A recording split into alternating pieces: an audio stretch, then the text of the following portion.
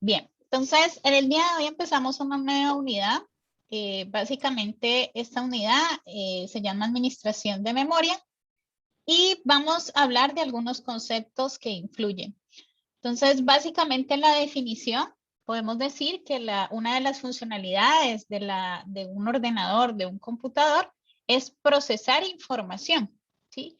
Y esa información que procesa lo hace a través de la ejecución de diferentes programas. Esos programas, ¿dónde residen? Esos programas, cuando se están ejecutando, residen en la memoria principal con el sistema operativo. Es decir, que cuando se ejecuta el sistema operativo tiene la asignación de un espacio de memoria y luego básicamente van a asignarse espacios de memoria para la ejecución de los diferentes programas que corren en nuestro computador. Bien, la unidad de almacenamiento, básicamente, la mínima unidad de almacenamiento, digamos, es conocida con el nombre de bit, ¿sí? Y normalmente se considera que vienen estructurados lo que es en bytes, es decir, que un byte le corresponde 8 bits. El bit es la unidad más mínima, ¿sí? Y el byte básicamente, ¿a qué corresponde?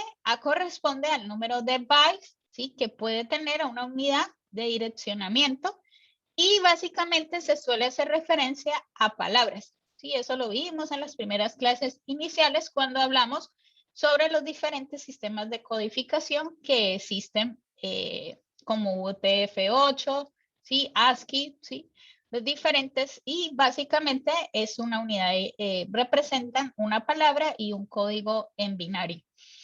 Por lo que las palabras básicamente entonces dentro de los microprocesadores se refiere a lo que es la longitud de los registros, ¿sí? Entonces cada microprocesador tiene un número de registros o una longitud de registro. Entonces por eso muchas veces en las especificaciones cuando nosotros vemos en nuestro ordenador vemos que tenemos, si dice microprocesador de 16 bits o microprocesador de 32 bits.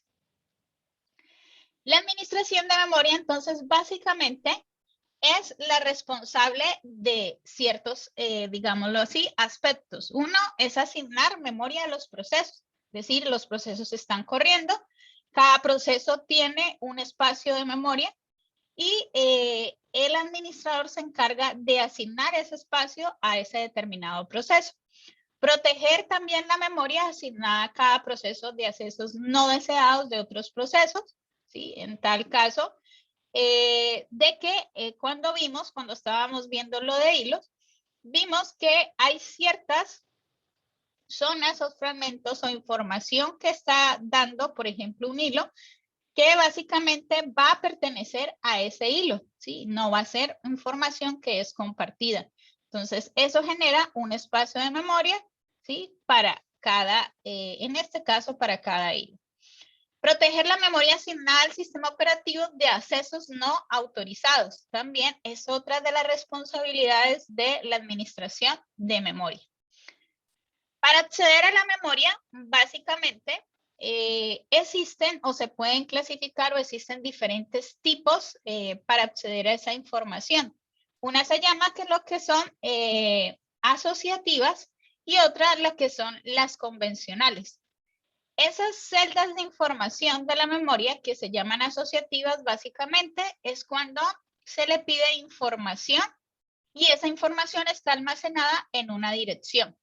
Y la memoria asociativa está organizada de una forma tal de que se pueda encontrar fácilmente los bits de dirección en la búsqueda. Principalmente se usa es cuando se llaman en las memorias caché, ¿sí? Para poder acceder de una manera rápida, ¿sí? A esa información. Luego están las convencionales, donde cada celda es direccionable por un número al que llamaremos dirección. Dentro, digamos, está el sistema operativo y dentro del sistema operativo existen unos programas. Nosotros cuando vimos C, vimos que nosotros generábamos un ejecutable, programábamos C, le dábamos un comando gcc ¿sí? Le dábamos el nombre y luego -o para que él generara un archivo ejecutable. Esa generación, digamos las fases de generación de un ejecutable, que son los programas que corren dentro de nuestro ordenador, básicamente es una aplicación que está compuesta por un conjunto de módulos de código fuente, ¿sí? Y básicamente hay dos fases, ¿sí? Cuando se origina un ejecutable. Una son la fase de compilación y una es la fase de enlace. La fase de compilación es la que básicamente cuando nosotros le dábamos el comando gcc, el nombre -o, lo que hacía era compilar y generar un ejecutable, pero dentro de ese ejecutable se genera un código de máquina. Ese código de máquina, si nosotros lo abrimos, básicamente es código binario, ¿sí? Cuando nos hacemos referencia a código máquina, estamos diciendo a código binario porque es así como se comunica a través de unos y ceros el hardware. Y ese código de máquina correspondiente a cada módulo fuente de la aplicación, es decir, que van a haber diferentes módulos y cada módulo se va a compilar y a la misma vez va a haber un enlace. Ese enlace es el que genera un ejecutable agrupando todos los archivos objetos, es decir, se origina, se compila, esa compilación puede generar diferentes módulos y cada módulo tiene un código de máquina y en el enlace lo que hace básicamente es agrupar todos los archivos objetos, resolviendo las referencias entre los módulos. También pueden existir dentro de esas fases, pueden existir lo que son el llamado referencias a símbolos, ¿sí? Y básicamente esa hace referencia, por ejemplo, cuando son librerías externas que se utilizan. Entonces, básicamente son otros archivos tipo objeto que están previamente compilados y están agrupados en lo que son en bibliotecas. Una biblioteca básicamente a qué corresponde cuando vimos la clase Pthread, que básicamente es una colección de objetos tales como unas subrutinas, ¿sí? Y básicamente, si nosotros estamos haciendo referencia a programación orientada a objetos, pues esas subrutinas van a ser clases. Normalmente que están relacionadas entre sí y que se usa dentro del software. En este caso, dentro del programa que se va a desarrollar para generar un ejecutable. Normalmente el formato del ejecutable, como viene un archivo, viene básicamente una primera parte que es la cabecera. Luego viene lo que son las tablas de sesiones, el código, viene lo que son datos con valor inicial, que básicamente son variables globales que se han inicializado con un valor, o también datos sin valor inicial, que son variables globales que no se han inicializado. Y también viene una tabla de símbolos. Este archivo de cabecera es básicamente, siempre contiene un número. Este número básicamente es como un identificador que genera este tipo de archivo ejecutable. Entonces, es el que, digamos, este archivo de cabecera básicamente contiene información que permite interpretar el código ejecutable, ¿sí? Entonces, en este archivo de cabecera se lee siempre cuando se va a acceder a ese archivo ejecutable. Y las sesiones básicamente corresponden a lo que son el código, que es el programa que se tiene, ¿sí? Y los datos, ya sean las variables globales con valores iniciales o variables globales con valores no iniciales. Entonces, ¿por qué es importante los archivos ejecutables? Porque igual estos archivos ejecutables van a correr y se van a almacenar en un espacio de memoria. Y van a ocupar cierto espacio de memoria. Entonces, hoy en día, veamos un poco, cuando estamos hablando, como estamos hablando de memoria, los primeros ordenadores básicamente se hablaba de una memoria en orden de kilobytes. Hoy en día ya hablamos de gigabytes o terabytes, ¿sí? Pero a la misma vez como ha aumentado la memoria, los programas también han aumentado de peso, ¿sí? Entonces, a la misma vez el software ha crecido, dando la impresión de que la memoria del ordenador ya es escasa. Y la administración de memoria no es solo una tarea de software, también básicamente requiere de la parte de hardware para implementar cualquiera de los esquemas para la administración de memoria. El hardware de administración de memoria está protegido del acceso por parte de los usuarios, porque, por lo tanto, el sistema operativo es el responsable de su control. Una de las, digamos, funciones que se encarga de cumplir el administrador de memoria dentro del sistema operativo es la reubicación, la protección, la compartición, la organización lógica y la organización física. Cuando hablamos de reubicación, es quizás cuando se corre un proceso, ¿sí? Cuando digamos, se corre un programa, pueden levantarse varios procesos. Y al levantarse cada proceso puede ocupar un espacio de memoria. Y ese espacio de memoria está asignado a una dirección. Entonces, la reubicación básicamente consiste en sistemas con memoria virtual, ¿sí? Los programas cargados a memoria básicamente deben ser capaces de residir en diferentes partes de la misma en distintos momentos de ejecución. Entonces, un programa al disco no es deseable que deba volver a cargarse en la misma región de la memoria principal, sino que debería poder reubicarse en otra dirección. Y la administración de memoria del sistema operativo debería ser capaz de manejar todas las referencias a la memoria que hace el programa, de manera que apunten a la dirección correcta. La protección básicamente consiste en lo que es el acceso a el código de un proceso. Entonces, básicamente están marcados lo que es en lectura y escritura. Y hace referencia a las posiciones de memoria de otros procesos para poder acceder sin permiso. Debido a que se necesita satisfacer la reubicación, aumenta la complejidad de la protección. Y la mayoría de los lenguajes permite el cálculo dinámico de direcciones en tiempo de ejecución, ¿sí? Por ejemplo, en los índices y punteros. Y la protección se debe realizar en tiempo de ejecución, es decir, cuando se está ejecutando un proceso, se debe proteger básicamente que no acceda otro proceso, digamos, acceder a ese espacio de memoria que está ocupando ese determinado proceso. El procesador debe satisfacer las exigencias de protección de memoria. La compartición básicamente aquí hace referencia que se debe permitir que varios procesos puedan acceder a una misma zona de memoria sin comprometer la protección básica. ¿Esto en cuánto sucede? Existen procesos que comparten información, ¿sí? Y básicamente van a acceder a una zona donde ambos, digamos, acceden a esa información. La memoria compartida es una técnica que es muy utilizada en la comunicación entre procesos. La organización lógica, ¿a qué atribuye? Básicamente es la memoria principal y secundaria se organizan de manera lineal o unidimensional, como una secuencia de bytes, la de un disco, de manera similar.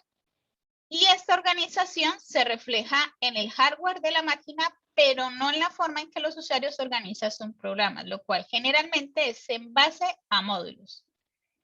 Y a medida que los programas están organizados en módulos o áreas, pueden ser modificables o no, ya sea porque contienen datos o áreas de solo lectura o solamente ejecutables. Y una forma muy conocida en la parte de la organización lógica es la segmentación. La organización física, básicamente, podemos decir que la memoria del computador se divide en dos niveles. Una es la memoria principal y otra es la memoria secundaria. Entonces, la memoria principal suele ser de un acceso más rápido y está en orden de nanosegundos, mientras que la memoria secundaria es un acceso más lento y está en orden de milisegundos. También, dentro de la organización física, es requisito del código gestor de memoria del sistema operativo que se encargue de la transferencia de datos entre una y otra. Y para administrar la memoria existen diferentes técnicas, ¿sí? La partición estática, la partición dinámica, la paginación simple, la segmentación simple, la memoria virtual paginada o la memoria virtual segmentada. Entonces vamos a mirar en qué consiste lo que es tener una partición estática y una partición dinámica de estas técnicas. Ahorita vamos a mirar. Antes de entrar a hablar sobre esas técnicas, es importante mirar la jerarquía de la memoria. Esto ya lo habíamos visto también con una de las tareas. Entonces, la jerarquía de la memoria básicamente influye en el tiempo de acceso, ¿sí? Con que se realiza una operación, ya sea de escritura o lectura. Y lo que se interesa es que el acceso sea lo más rápido posible, pero también interesa que a mayor capacidad sin incurrir en un costo excesivo. Entonces, por lo tanto, se usan memorias más rápidas y caras para poder acceder de manera frecuente, ¿sí? Cuando se requieren acceder a los datos. Por lo que surge algo que se llama lo que es la jerarquía de memoria, y esa jerarquía de memoria básicamente se establece con base a los tiempos y a la capacidad disponible. Entonces, ya habíamos dicho, cuando vimos en la tarea 1, que una de, digamos, los accesos más rápidos es el registro del microprocesador, que se accedía de manera muy rápida, ¿sí? Y su capacidad es limitada, pero se accede de manera rápida donde se accede a los códigos de instrucción.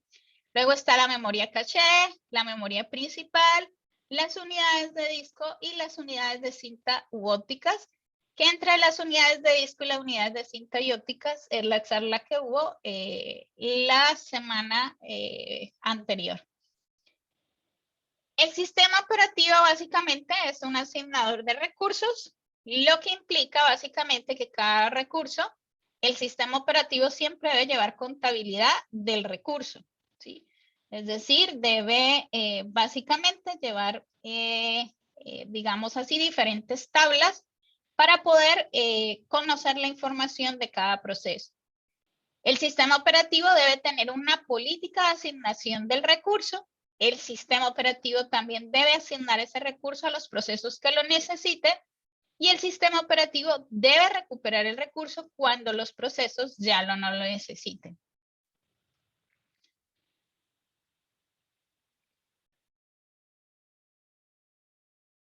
Bien, voy a pasar acá para que podamos hablar un poco. Bueno, voy a seguir acá y ahora llegamos a la parte de las particiones. La administración de memoria, entonces básicamente habíamos dicho que el sistema debe llevar la contabilidad de la memoria. Y el sistema operativo básicamente, como lleva esa contabilidad de la memoria disponible en el sistema, la memoria que no está contabilizada no está disponible para los procesos. Básicamente esa memoria que no está disponible para los procesos casi siempre, por ejemplo, la primera fragmentación siempre se asigna al sistema operativo. Y la demás se asigna lo que es a los procesos en la cual se arman tablas. Tablas de asignación, por ejemplo, para cada proceso. Y cada proceso, digamos, cuánta asignación o espacio de memoria puede llegar a consumir. El sistema operativo asigna memoria a los procesos cuando se inicia su ejecución y cuando la solicitan. Es decir, que va a haber una tabla y en esa tabla básicamente lo que se va a hacer los diferentes procesos que se corren y ese espacio de memoria que requiere ese determinado proceso. Cuando se ejecuta, pues se le asigna un espacio de memoria y cuando el proceso termina, básicamente lo que hace el sistema operativo es volver a recuperar la memoria que tenía asignada, es decir, que ese espacio se libera. Si el sistema operativo tiene memoria virtual, pues el sistema, tiene memoria virtual, es el sistema operativo quien se encarga de gestionarla. Entonces, el mapa de memoria básicamente de un proceso, este es el PCI, ya lo habíamos visto, ¿sí? Este es el PCB que básicamente es básicamente una estructura donde vemos que aquí se encuentra lo que es el programa, lo que va a tener el código fuente, digámoslo así, el programa.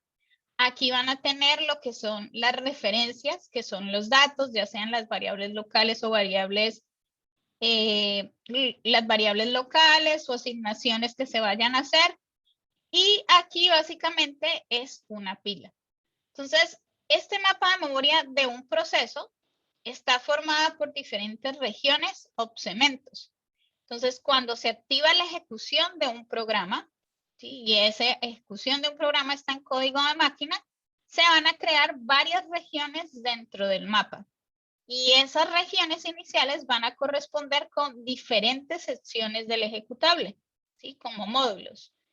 Y cada región básicamente es una zona continua que está caracterizada por una dirección dentro del mapa del proceso donde comienza y por su tamaño. Es decir, que se le va a asignar un espacio de memoria y ese espacio de memoria está en una dirección específica.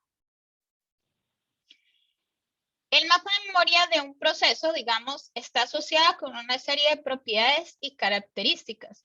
Entonces, por ejemplo, está asociada con el soporte de la región, donde está almacenado lo que es el contenido inicial de la región. Por ejemplo, como el soporte en un archivo, ¿sí? Si contiene, digamos, información inicial.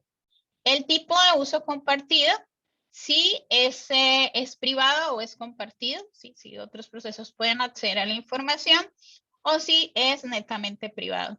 La protección, si es el tipo de acceso a la región es permitido. Entonces, aquí aparecen 3 tipos de accesos que son lectura, ejecución y escritura. Inclusive, eso lo vimos cuando vimos también en las clases iniciales, no sé si recuerdan, con el comando chmod. Entonces, con el chmod nosotros teníamos que habilitar, cuando estábamos trabajando el bash, queríamos generar ese ejecutable, teníamos que darles permisos de ejecución de ese archivo. ¿Sí? Entonces, ahí está la parte de la protección, para poder acceder a esa región de qué poder se ejecuta, o a la lectura o a la escritura. El tamaño, si es fijo o variable, ¿sí? De la asignación. El código, que básicamente es el código del programa y se trata de una región compartida, ya sea de lectura y de ejecución, ¿sí? Y este código básicamente es un tamaño fijo. Datos con valor inicial, que básicamente se trata de una región privada, ¿sí? Ya que cada proceso va a ejecutar, digamos, un determinado programa, pero va a necesitar una copia propia de las variables del mismo. Es decir, si hay varios procesos que van a consumir, digámoslo así, este código, cada proceso necesita trabajar sus variables. Y se suele llamar a este un punto data. Luego están los datos sin valor inicial, que esto es lo que trata también de una región privada, pero son variables, ¿sí? Que no se inicializan. Y a este se le suele llamar punto BSS. También está algo que se llama lo que es la pila, ¿sí? Dentro de ese mapa de memoria del proceso. Y esa pila también es una región privada y solamente es de lectura y escritura. Y esta va a servir para soportar, es almacenar los registros, ¿sí? Al llamado a funciones, ya sea variables locales, ¿sí? Variables propias de ese proceso, o parámetros o direcciones de retorno. Los sistemas operativos modernos, ¿sí? Ofrecen un modelo de memoria dinámico, ¿sí? En el que el mapa de un proceso está formado por un número de variables de regiones que se pueden añadir o eliminar. Y estas contienen lo que es el head, que es la mayoría de los lenguajes de alto nivel, que ofrecen la posibilidad de reservar espacio durante su ejecución. Y acá se usa la función malloc en set. Entonces, básicamente, esta función es para asignar de manera dinámica, ¿sí? De asignar una dirección en el espacio de memoria. Archivos proyectados, ¿sí? Cuando se proyecta un archivo, se crea una región asociada al mismo. Y la memoria compartida, que es cuando se crea una zona de memoria compartida, ¿sí? Y se crea pues una región asociada a la misma. Y pilas, ¿sí? De hilos, donde cada hilo va a necesitar de una pila propia. Dentro de los sistemas operativos multiprogramación, ¿sí? Hay procesos que están compartiendo memoria, por lo que la protección debe ser mayor, ¿sí? Protegiendo los espacios de los procesos entre sí. Los esquemas de partición única limitan a un computador ejecutar un programa a la vez, que básicamente eran en uno de los primeros programas, ¿sí? Cuando básicamente no era multiprogramación. Para cargar múltiples procesos, ¿sí? Entonces básicamente el sistema operativo lo que hace es dividir en múltiples particiones, va a crear particiones y esas particiones que crea los va a asignar a unos determinados procesos dependiendo de la asignación de memoria. Esos, digamos, asignación de memoria, ahí es donde existen dos técnicas, o pues la que vamos a ver hoy, que es la técnica de partición fija y la de partición variable. La de partición fija básicamente es una técnica que ya está obsoleta, pero a la misma vez se ve para introducir en algunos conceptos importantes. Entonces, básicamente el sistema operativo necesita llevar la cuenta de cuáles particiones van a ser asignadas a cada proceso y la tabla de particiones de memoria almacena bien la dirección de comienzo para cada proceso o el número de particiones asignadas a cada proceso. Entonces, veamos acá, voy a mostrar un ejemplo. Voy a compartir acá, ¿sí? El tablero para que podamos mirar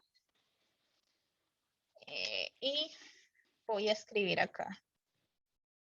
Entonces, el de partición de memoria es como si yo tuviera una tabla.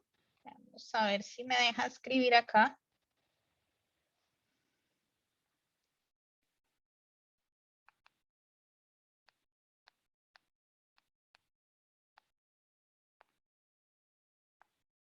No me está dejando, denme un segundo, que tengo acá el lápiz.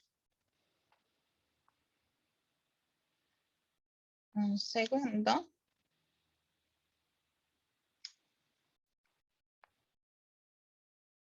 Si no, ya. Entonces, tengo acá una tabla y en esta tabla voy a contener básicamente unos procesos. Entonces, acá voy a tener una tabla y esta va a ser básicamente una tabla de, básicamente me va a decir acá qué particiones ha hecho, una tabla de particiones. Entonces, tengo acá básicamente una base, que esta básicamente es una base de partición.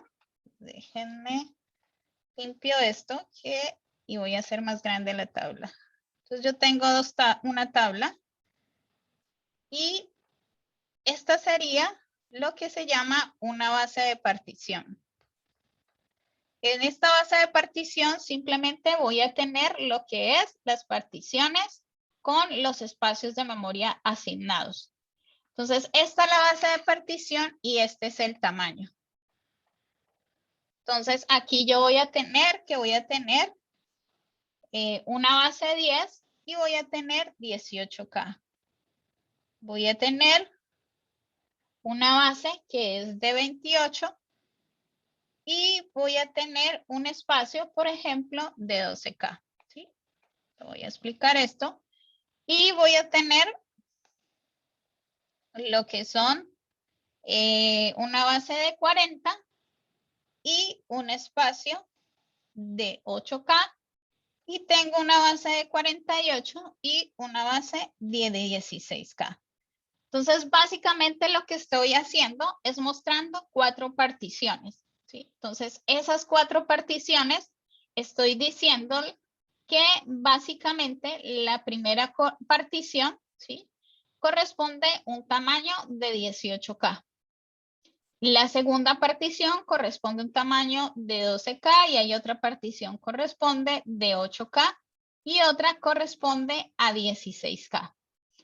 Y voy a tener, esta sería una tabla sencilla de particiones. Voy a tener otra tabla y en esa otra tabla, básicamente voy a tener no las particiones que se han hecho, sino a cada proceso qué espacio, qué, digamos, cantidad de memoria va a consumir. Entonces voy a tener acá un proceso. Voy a tener acá, por ejemplo, proceso. Y acá voy a tener el tamaño. ¿Sí? Entonces aquí voy a tener un proceso A. Y voy a decir que este proceso A va a necesitar 8K. Y que este proceso B va a necesitar 14K. Que este proceso C va a necesitar 18K. Que este proceso, va a haber otro proceso B, va a consumir 6K. Y que un proceso E va a consumir lo que es 14K. Bien, entonces la asignación de partición fija, ¿qué es lo que va a hacer? La asignación de partición fija, entonces lo primero que va a hacer es, voy a dibujar acá. No. Voy a dibujar acá abajo una tabla. Vamos a mirar si me la deja dibujar acá. Ok. No distribuí bien el espacio.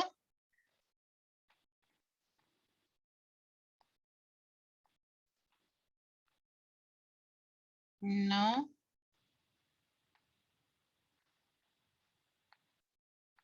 No me está habilitando, es para borrar solamente un espacio. Bueno, entonces voy a moverlo acá, hacia el lado de acá. Voy a hacer una tabla. Me disculparán ahí mi pulso. Y en esta tabla, entonces, los primeros que vamos a hacer reservar es, por ejemplo, un espacio de memoria que siempre va a estar asignado al sistema operativo. Los demás espacios de memoria van a correr lo que son los procesos. Entonces, por ejemplo, hay un espacio de memoria asignado de 10K para el sistema operativo. De resto, entonces acá está, por ejemplo, 10K asignados al sistema operativo. Luego, entonces, vamos a mirar, hay el proceso A. El proceso A va a consumir lo que son 8K. ¿Sí? Tenemos acá la partición de 10, ¿sí? Luego tenemos el 28, ¿sí? Antes de hacer, vamos a hacer la tabla de asignación. Y en este 28, luego vamos a tener una asignación de 40. Y luego vamos a tener una asignación de 48. Y luego vamos a tener una asignación de 64. Bien, entonces el proceso A, si nosotros vemos, el proceso A tiene un tamaño de 8K. Entonces, si el proceso A tiene un tamaño de 8K, estaría sobre esta partición de 40. ¿Sí? Se le asigna, digamos, esta partición que ya existe, ¿sí? Porque perfectamente puede ocupar esta partición de memoria, ¿sí? Dentro de, digamos, entre los 40 y los 48, ¿sí? Puede ocupar perfectamente el proceso A. Luego viene el proceso B. El proceso B ocupa 14. Entonces, miremos acá. Esta partición entre 10 y 28, ¿sí? Es 12K, ¿sí? Pero los 12K, esta es 18K, ¿sí? Lo puede ocupar, pero al ocuparlo, ¿qué pasa? Al ocuparlo, solamente este proceso B va a consumir 14K. Es decir, que va a sobrar un espacio de memoria que va a ser de 4K. Luego viene este, que este es entre 28 y 40 y ocupa 12K. Este 12K no lo puede hacer y ni lo va a asignar porque el proceso no va a poder ejecutarse porque necesita una asignación de memoria de 14K. El de 28 y el de 40 ya vimos que lo ha ocupado el proceso A. Y entre 40 y 48 hay uno que es de 16K asignado. Este de 16K igualmente va a sobrar un espacio de memoria que no va a consumir, digámoslo así, o no va a ser ocupado por este proceso B, que son 2K. Pero es el menor. Entonces, básicamente se le va a asignar el menor espacio de memoria disponible, que sería este entre 40 y 48 para el proceso B. Entre 40 y 48 para el proceso B. Bueno, sí, que sería esta parte. Aquí no va. Esta parte que vemos aquí, ¿qué pasa? Igual van a sobrar 2K. Ese 2K que nosotros vemos está sobrando y vuelvo a pasar a la presentación. Y básicamente, ahí básicamente es lo que se llama, ocurre una fragmentación interna. Entonces, la fragmentación interna, ¿a qué se relaciona? Se relaciona que es un espacio que hay desperdiciado dentro de esa partición. ¿Por qué está desperdiciado? Porque son 12K que no va a usar. Entonces, ahí puede ocurrir lo que son fragmentaciones internas dentro de las particiones fijas. Entonces, si el programa, en este caso, es muy pequeño, va a ocupar una partición completa y esto puede llegar a una utilización ineficiente de la memoria. Y el espacio interno que básicamente se malgasta es lo que se conoce como fragmentación interna. Entonces, en este caso, básicamente, hay un algoritmo de ubicación que si hay una partición libre, pues es posible cargar un proceso. Y si el proceso ingresa al sistema y todas las particiones están ocupadas y alguna de ellas con procesos que no están listos para ejecutarse, entonces pues uno de esos procesos es sacado para dar lugar al nuevo. Y luego, pues la expulsión de un proceso está relacionado con el scheduling. Es decir, que acá hay una fragmentación interna. De esta fragmentación interna, pues hay un malgaste. Luego sería asignar el proceso C. Para asignar el proceso C, de nuevo, no hay un malgaste porque vamos a asignarles esta partición que viene asignado en esta partición de base 10. ¿Sí? Entonces, aquí podría correr perfectamente lo que es el proceso C. No va a haber una fragmentación interna. Luego viene el proceso D. Y en el proceso D, el único que está, digamos, libre en esa fragmentación de memoria es esta que corresponde a 12. Entonces también vamos a mirar que D solamente consume 6K. ¿Sí? Entonces va a estar D aquí asignado, pero también va a ocurrir una fragmentación interna donde D solamente necesita 6K y aquí básicamente van a sobrar 6K que no va a usar, ¿sí? Entonces también puede ocurrir lo que es una fragmentación interna. ¿Qué pasa con E? Pues ya el espacio de memoria está asignado a todos los procesos y es simplemente debe esperar a que alguno de estos procesos se termine de ejecutar para poder liberar ese espacio de memoria asignado a ese proceso. ¿Sí? Bien, eso sería por ese lado. Ahora bien, existe también lo que son las particiones dinámicas, ¿sí? Esa era un caso de una partición fija. Son particiones que ya están fijas y básicamente no, digamos, se pueden cambiar. En este caso, este enfoque es de las particiones dinámicas. Este de particiones dinámicas, el número y el tamaño de las zonas puede variar, por lo que varía el número y la longitud. Entonces, cuando se carga un proceso, ¿sí?, se le asigna exactamente la memoria que necesita. Es decir, que no va a haber fragmentación interna. Y no más. Es decir, solamente se le asigna la memoria que necesita ese proceso. A medida que los procesos se van creando y terminando, el uso de la memoria va a evolucionar, porque hay sesiones alternadas de espacio asignado y sin asignar. Es decir, que ese espacio de la memoria puede llegar otra vez a segmentarse. Y de esta manera puede llegar a segmentarse esa segmentación de manera continua. El método comienza bien, ¿sí? Pero va a generar una situación en donde el espacio disponible se hace cada vez más ineficiente. Y ocurre algo que se llama la fragmentación externa. Entonces, para esto, para solucionar ese problema, se emplea lo que es la compactación, que básicamente es hacer uso eficiente de la memoria.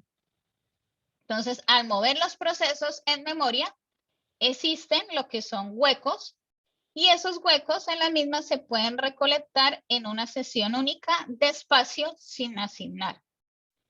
La cuestión básicamente es si este movimiento de procesos, es decir, se mueven los procesos hacia determinados huecos, se justifica o no. Por lo que el intentar mejorar el espacio disponible de memoria implica también la sobrecarga extra de trabajo. Vamos a ver si tengo un ejemplo aquí para que podamos ver un poco lo que sería la asignación. Bien, entonces miremos acá la asignación de partición de manera dinámica. Voy a volver a borrar esto.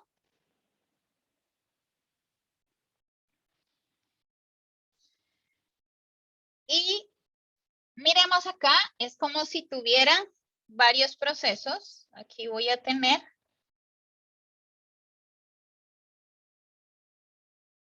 una tabla donde voy a tener aquí el proceso, estos son procesos, voy a tener el proceso A, voy a tener aquí el proceso B, el proceso C, el proceso D y el proceso E.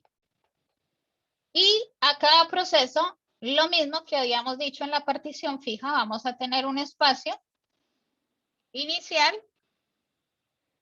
y el proceso A va a tener 8K, el proceso B va a tener 14K, el proceso C va a tener 18K,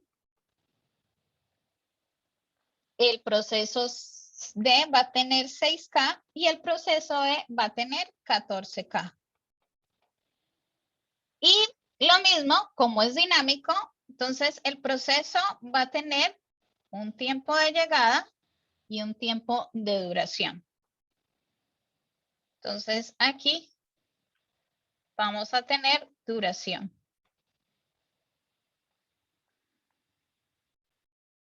Entonces, básicamente, el proceso A va a llegar a los 1 milisegundos, va a tener una duración de 7. El proceso B va a llegar a los 2, va a tener una duración de 7. El proceso 3C, perdón, va a tener va a llegar a los 3 y va a tener una duración de 4. El proceso D va a llegar a los 4 y va a tener una duración de 6. Y el proceso E va a llegar a los 5 y va a tener una duración de 5. Entonces, ¿cómo hacemos la asignación de esa parte de la memoria dinámica? Entonces, básicamente, vamos a tener aquí, entonces, en el instante 0, vamos a hacerlo en cada instante de tiempo. Entonces, es como si tuviéramos acá la misma tabla o mapa, y aquí estamos en el instante 0. Entonces, en el instante 0 no se ha asignado ningún proceso a memoria, entonces siempre digamos que el primer espacio de memoria está asignado al sistema operativo. Entonces, digámosle que le hemos asignado 10K para que el sistema operativo. Luego tenemos en el instante 1, entonces en el instante 1 ya entró lo que es el proceso A, porque el proceso A llega a los 1 nanosegundos. Entonces, acá tenemos el sistema operativo y el proceso A va a tener 8K. Entonces, acá, digamos, tenemos, digamos, como un espacio de memoria y tenemos 64. ¿Sí? Todo esto es 64K. Tenemos 64K de memoria y de estos 64 nos va a sobrar 54K para poder asignarlo y repartirlo dentro de los procesos que se van a ejecutar.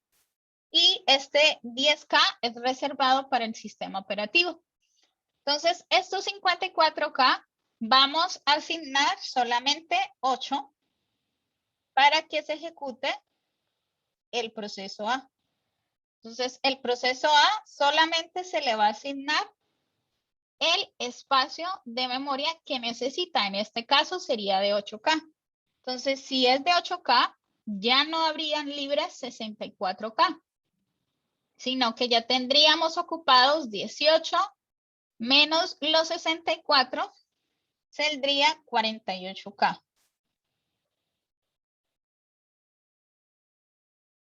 Bueno, de estos 54 menos 8, ahí creo que me confundí en el cálculo, lo que sería 54 menos 8 es lo que tendríamos libre en este caso.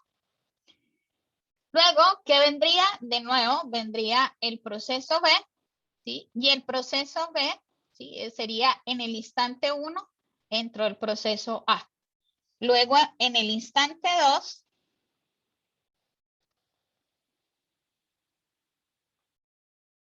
luego lo podemos hacer mucho mejor. Esto es para ir explicando. Tengo acá el sistema operativo, tengo acá corriendo al proceso A, que solamente me ocupa 8K. Y luego en el instante 2, ya llega, en el instante 2, llega el proceso B. Y el proceso B va a asignársele de manera su espacio solicitado, que en este caso sería los 14K. ¿Sí? En el instante 2. Luego, en el instante 3, de nuevo,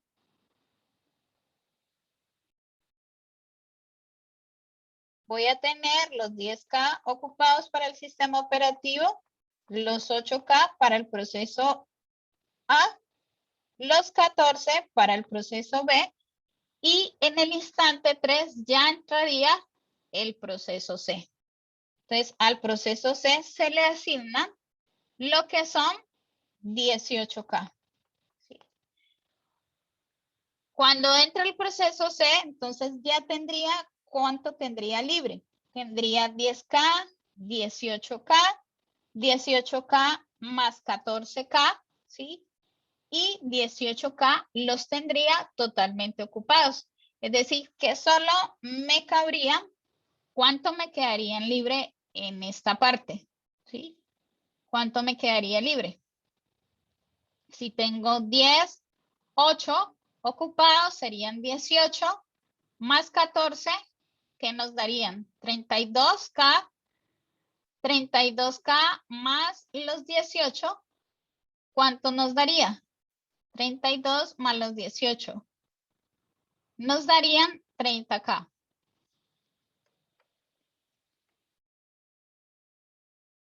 Nos quedarían libres y esos libres los ocuparíamos entre los procesos que siguen, que son D y E. Quizás cuando estamos corriendo en el instante 3, que corre el proceso C, en el instante 4 entraría el proceso D. Al entrar el proceso D, le vamos a asignar 6K, pero el proceso E quizás no va a poder ejecutarse en el instante 5. ¿Por qué? Porque quizás va a estar, digamos, no va a haber un espacio de memoria asignado a este proceso, que es el proceso E.